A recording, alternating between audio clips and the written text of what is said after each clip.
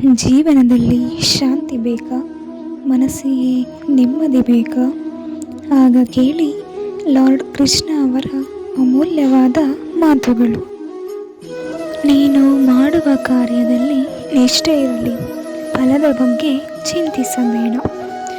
ಮನಸ್ಸು ಶಾಂತವಾಗಿದ್ದರೆ ಜೀವನ ಸುಂದರವಾಗಿರುತ್ತದೆ.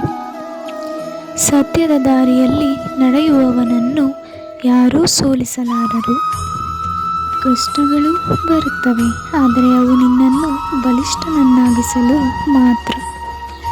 ನಂಬಿಕೆ ಇರುವುದು ದೇವರಲ್ಲಿ ಅಲ್ಲ, ನಿನ್ನೊಳಗಿನ ಶಕ್ತಿಯಲ್ಲಿ ಇರಬೇಕು.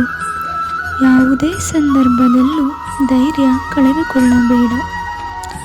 ನಿನ್ನ ಕರ್ತವ್ಯವನ್ನು ಮಾಡು, ಉಳಿದುದನ್ನು ನನಗೆ ಬಿಡು.